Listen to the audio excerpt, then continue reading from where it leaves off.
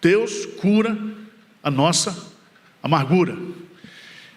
Texto de referência, abra sua Bíblia em Êxodo, capítulo 15, a partir dos versos 22. Depois daquilo que simbolizou o Calvário do Mar Vermelho para a igreja do Antigo Testamento, a primeira experiência que Deus leva o povo a ter é para tratar da amargura que existia no coração do povo. É uma narrativa e nós vamos, à luz desse texto, mostrar para vocês que o nosso Deus é o Deus que nos cura de toda e qualquer amargura. Êxodo capítulo 15, fez Moisés partir a Israel do Mar Vermelho e saíram para o deserto de Sur. Caminharam 3 dias no deserto e não acharam água. Afinal chegaram a Mara, todavia não puderam beber as águas de Mara, porque eram amargas. Por isso chamou-se-lhe Mara. E o povo murmurou contra Moisés, dizendo: que havemos de beber?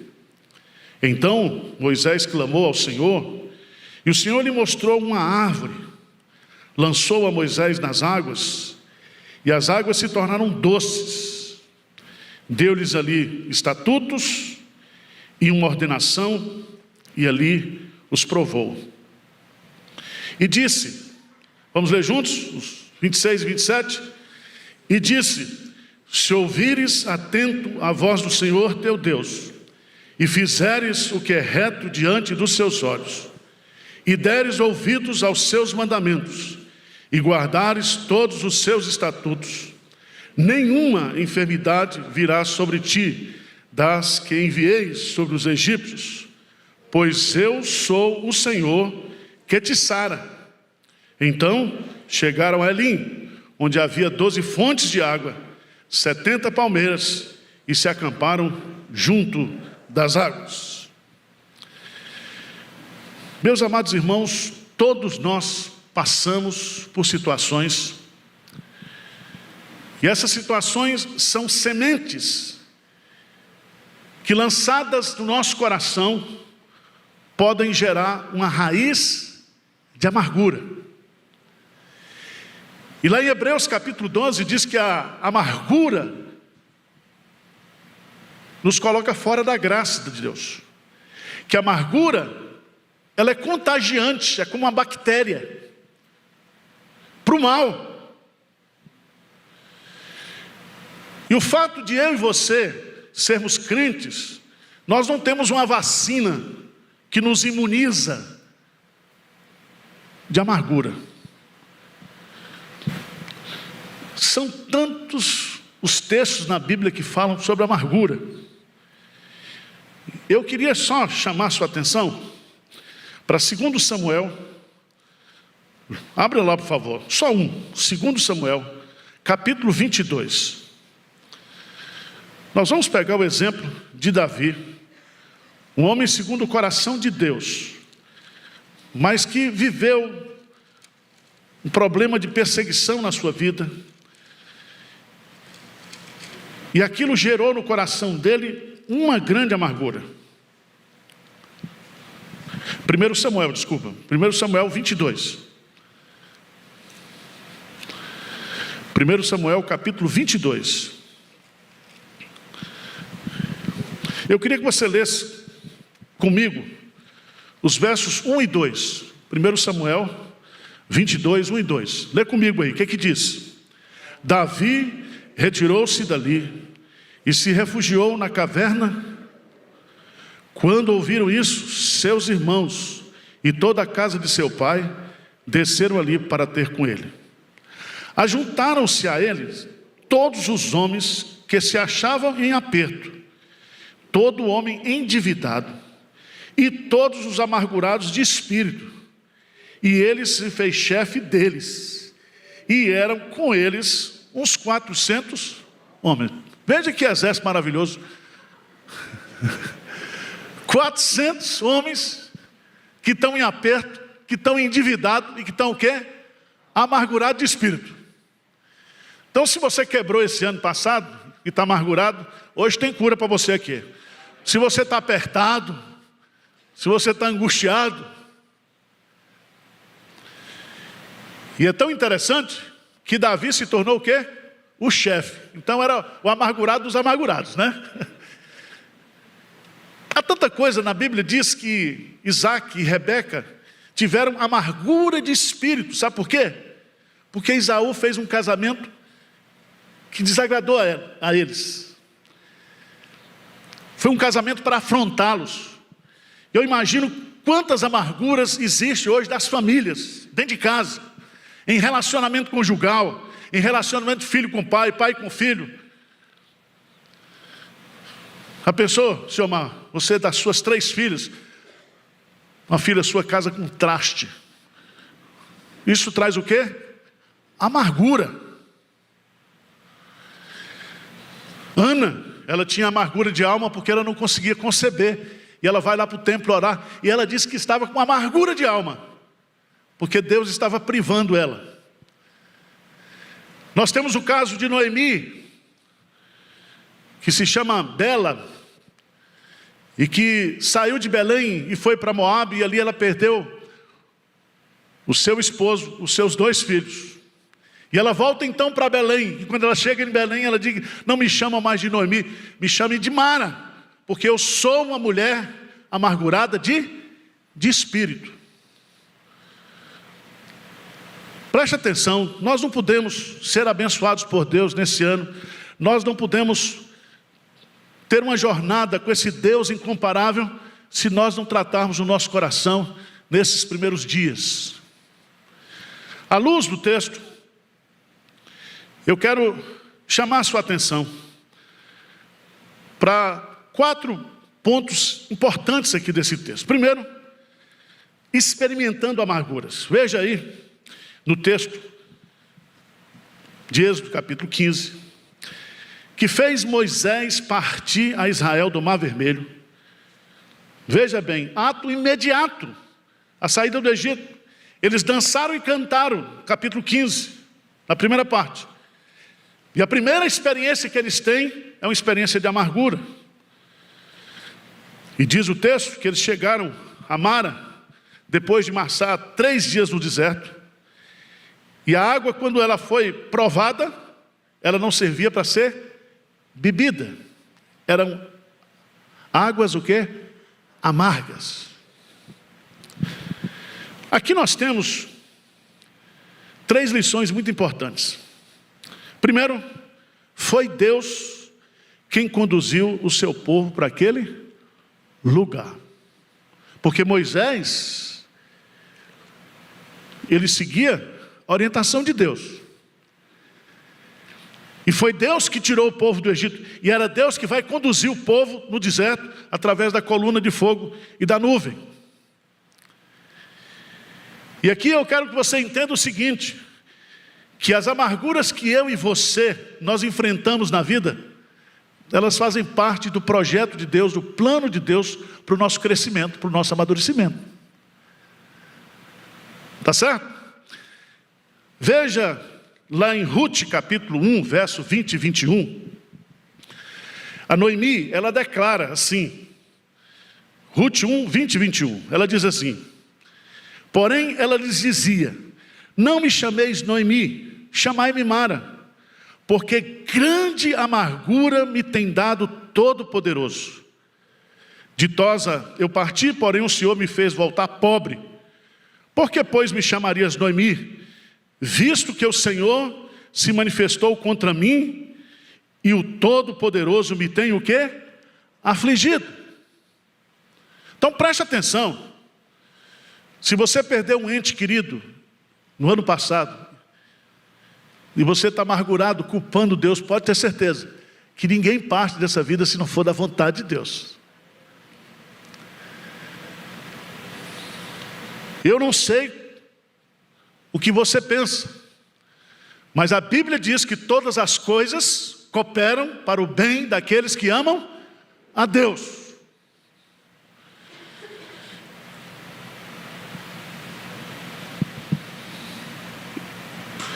Quando Jó perdeu os seus filhos, os seus bens, a sua saúde, em nenhum momento ele pecou contra Deus. Ele recebeu de Deus o bem, e ele disse para a esposa dele: não receberíamos também o mal? O Senhor deu, o Senhor tomou, louvado seja o nome do Senhor. Então, todas as amarguras que eu e você nós passamos na vida estão dentro da permissão e da vontade de Deus. Segundo lugar, amargura não é um acontecimento, mas uma reação do coração humano. Veja no texto, lá, versículo 23. Afinal chegaram a Mara, todavia não puderam beber as águas de Mara, porque eram amargas, por isso chamou-se-lhe Mara. Presta atenção, antes deles chegarem ali, as águas já existiam. Esse nome Mara foi dada não por causa da região local, mas por causa do sentimento do povo. Vocês estão entendendo? Veja no texto.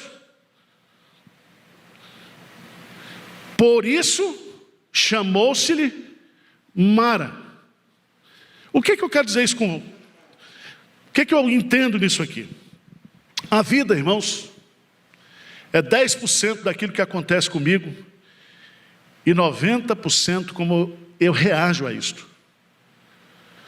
O problema não é o que aconteceu, não é o que está acontecendo, mas o que eu vou fazer com tudo isso que está acontecendo. E aí você tem que entender que guardar no coração amarguras, ressentimentos, revolta, isso vai fazer mal para o seu coração e vai fazer mal para as pessoas que estão ao seu lado. E a amargura, ela pode se tornar uma raiz. E quando se fala de raiz, é porque frutifica. E porque traz sofrimento.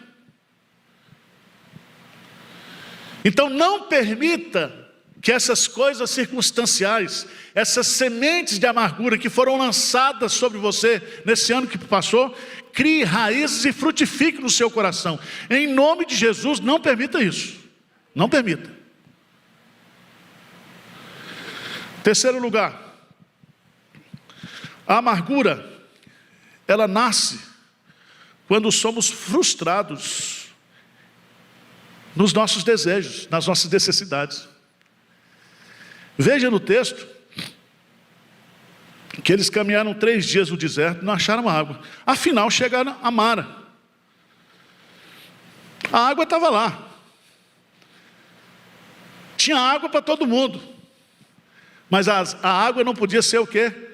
Tomada, bebida. O que eu aprendo com isso? Eu aprendo que toda frustração que eu tenho na minha vida pessoal, quando eu crio expectativas muitas vezes irreais acerca das pessoas e das circunstâncias, isso pode trazer decepção para o meu coração. Quantas vezes, irmãos, você cria expectativas lá em cima acerca de pessoas, seria melhor você botar aqui embaixo, para você não sofrer.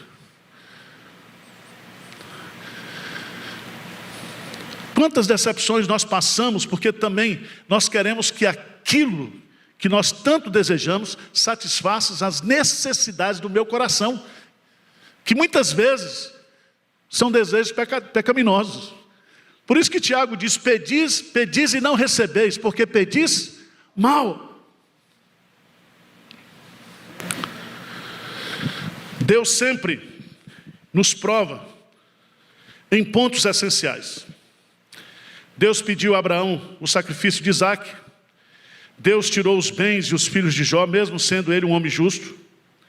Deus permitiu que a enfermidade de Lázaro trouxesse morte para a casa de Marta e Maria. Então o fato da gente enfrentar decepções e frustrações em coisas necessárias e importantes da vida, isso não é motivo para eu permitir que a amargura habite no meu coração. Isso posto, vamos para o segundo ponto que eu acho importantíssimo. Como é que eu posso superar as amarguras? Como é que eu posso vencer as amarguras? Veja no versículo 24, diz assim: o povo murmurou contra Moisés, dizendo que havemos de beber. Preste atenção que se existe um pecado que Deus abomina, é o pecado da murmuração. Murmurar é produzir um som breve e baixo, é resmungar, é sussurrar. Sabe onde vai ter isso eternamente? No inferno. Lá vai ter choro e ranger de dentes. Murmuração. A murmuração é o cântico da insatisfação e da incredulidade. Quando você murmura contra Deus, você está dizendo: Deus, o Senhor não está me tratando bem, o Senhor não está sendo justo comigo, o Senhor não está sendo bondoso comigo, o Senhor não está sendo misericordioso comigo. Apesar de Deus estar sendo tudo, você não reconhece, por isso você murmura.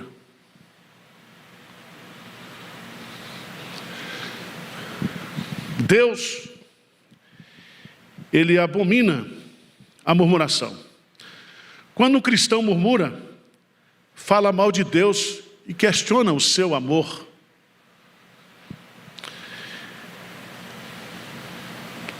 Primeiro Coríntios, capítulo 10, versículo 10, a palavra de Deus diz: nem murmureis como alguns deles murmuraram e foram destruídos pelo exterminador. Preste atenção, Deus, Ele pune severamente os murmuradores. Ok? Então, não murmure, meu irmão. Não murmure. Não permita que a amargura produza murmúrio. Essa é a cantiga infernal. Charles Spurgeon diz que lá a cantiga do inferno é a murmuração eterna. Segunda coisa que eu aprendo aqui, maravilhosamente no texto, versículo 24, o que diz? E o povo murmurou contra quem? Moisés.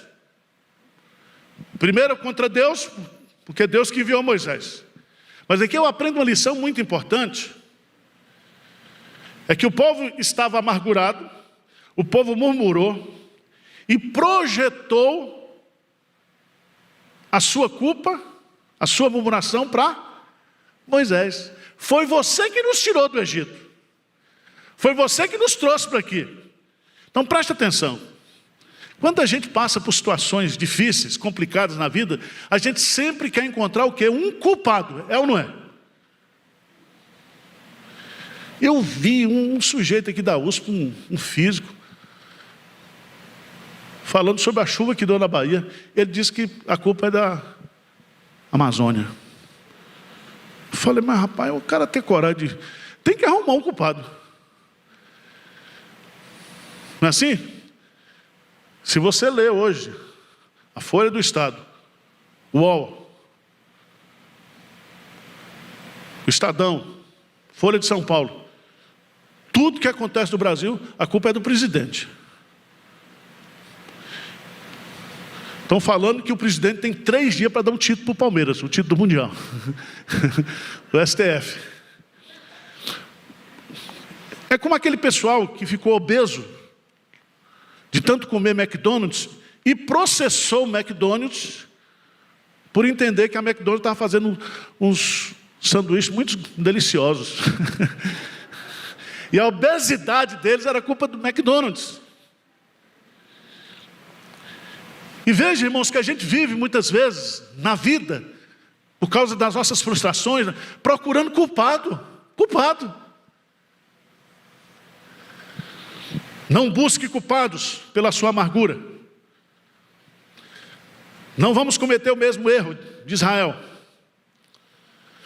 Às vezes, você culpa o pastor, você culpa a igreja, você culpa isso, você culpa aquilo, mas você nunca chama para si a responsabilidade dos seus atos. Mas no versículo 25, Como vencer a amargura? Veja que coisa maravilhosa. Versículo 25, vamos ler juntos? O que diz aí? Então Moisés clamou ao Senhor, e o Senhor lhe mostrou uma árvore. Lançou a Moisés nas águas, e as águas se tornaram doces. Deu-lhes ali estatutos e uma ordenação, e ali os provou. Então veja bem, não murmure, não busque culpados para a sua amargura.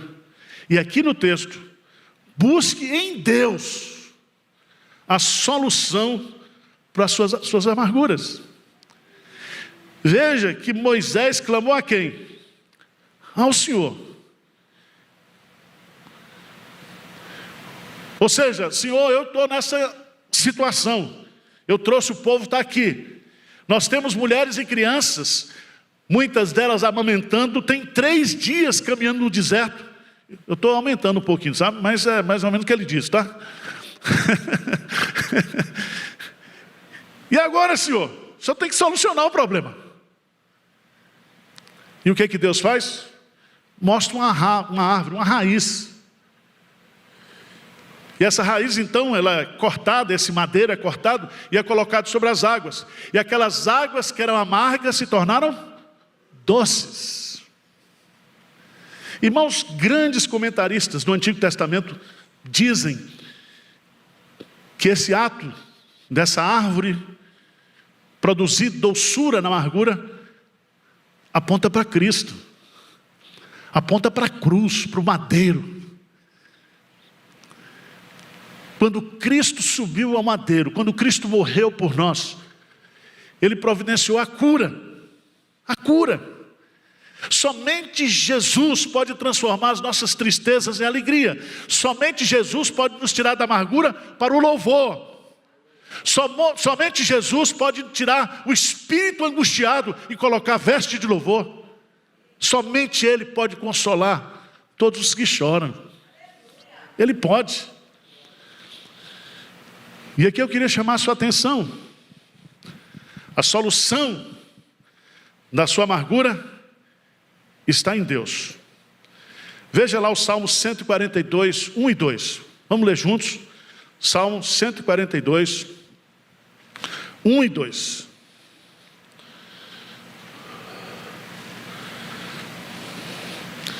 O que diz a palavra de Deus? Salmo 142, 1 e 2. Vamos lá? Ao Senhor ergo a minha voz e clamo. Com a minha voz suplico ao Senhor. Derramo perante Ele a minha queixa. A sua presença exponho a minha tribulação. Derramar aqui é um ato das emoções, dos sentimentos. Mas quando ele diz eu expunho, o verbo expor no hebraico é apresentar de forma lógica o que ele estava sentindo, o que ele estava passando, qual era a sua necessidade. Então se você quer ser curado de toda amargura, derrame o seu coração na presença de Deus, exponha para Deus toda a sua tribulação, toda a sua angústia, tudo aquilo, porque Deus já sabe, Ele conhece você. Ele conhece você.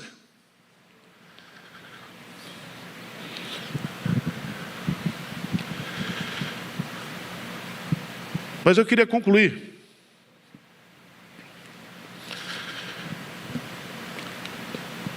em terceiro lugar, apresentando 3 lições que Mara nos ensina. Quando Deus nos leva para experiências amargas nessa vida, pode ter certeza que elas são necessárias para nós. Segundo, que nós podemos buscar em Deus a cura. Ele cura a gente, Ele sara.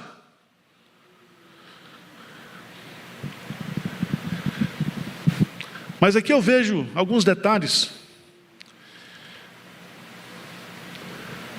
Nas amarguras, a nossa fé, ela é o quê? Provada. E a gente canta, todas as vezes que a minha fé é provada, né? O que eu tenho que fazer? Romper em em fé. Veja no texto, no capítulo 25, deu-lhes ali estatutos em ordenação e ali os provou. Você já pensou num negócio desse? Esse problema que você tem, uma aprovação sua. E você já orou várias vezes para Deus mandar essa aprovação para o outro lado da vida, e Ele não foi. Está aí. Vocês não sentem, só eu aqui. Vocês são tudo anjo. Quantas vezes a gente ora, é igual Paulo pedindo, Senhor, tira o espinho. Mas Deus está nos provando, Ele aumenta o quê? A graça. Ele diz, a minha graça o quê? Te basta. O meu poder se aperfeiçoa na sua fraqueza. Quanto mais provado, mais dependente eu sou de Deus. E ali os provou. Deus começa a avaliar e trabalhar a qualidade da fé do povo de Israel. E a maneira de Deus nos qualificar, nos amadurecer, produzir em nós crescimento, amadurecimento, é através das provações. Segunda lição que Mara nos ensina: nas amarguras aprendemos a praticar a palavra de Deus. No versículo 25, deu-lhes ali estatutos e uma ordenação. Eu gosto disso, porque na escola de Deus, primeiro Ele aplica a prova, depois Ele dá a lição. Na escola da vida, nas escolas formais, o professor dá o conteúdo. Você aprende, depois Ele aplica a prova. Na vida cristã é diferente, Deus joga logo a prova. Você fica doidinho, sem saber o que fazer, sem entender o que está acontecendo. Aí depois Ele vai lá, Ele está com você na prova, na amargura, e Ele cura você, Ele sara você e diz, eu queria ensinar isso para você. Eu estou lhe ensinando isso. Mas o que eu acho fantástico nesse texto é o versículo 26, irmãos. E disse, se ouvires atento a voz do Senhor teu Deus, e fizeres o que é reto diante dos seus olhos, e deres ouvidos aos seus mandamentos, e guardarem todos os seus estatutos, nenhuma enfermidade virá sobre ti, das que enviei sobre os egípcios. Aí Deus vai revelar o nome dele. O que Ele diz aí? Pois eu sou o Senhor que te sara. Jeová Rafa. Eu sou o Deus que te cura, te sara. Então pode vir amarguras, podemos passar por grandes provações, por grandes tribulações, mas eu não vou permitir que isso crie amargura no meu coração, porque Deus me cura, Ele me sara, Ele me sara.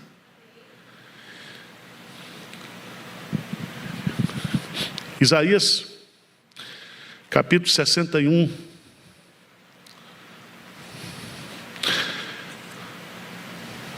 versos 1 e 2.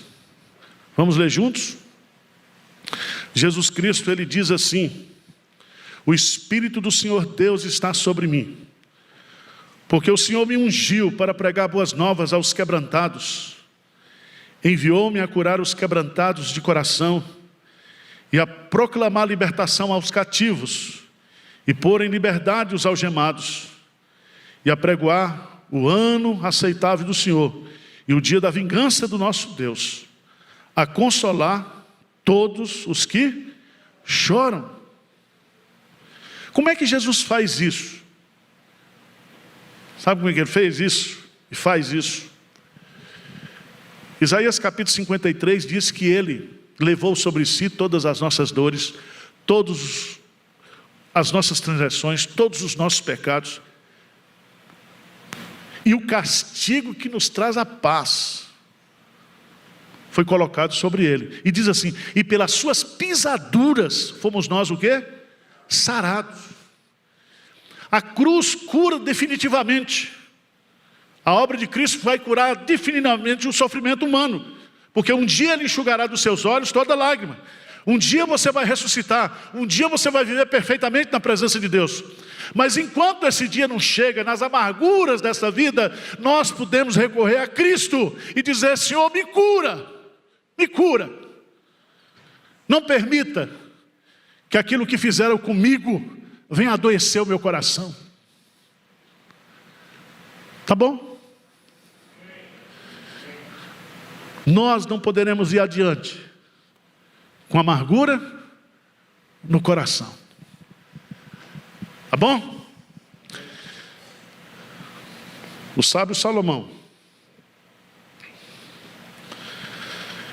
ele diz umas coisas muito interessantes, mas ele diz lá: o homem perverso espalha contendas, e o difamador separa os maiores amigos. A palavra difamador no hebraico é o murmurador, é o amargurado. Ele separa os maiores amigos. Mas Deus, Jesus Cristo, Ele é o nosso maior amigo. E nós podemos contar com Ele. Amém?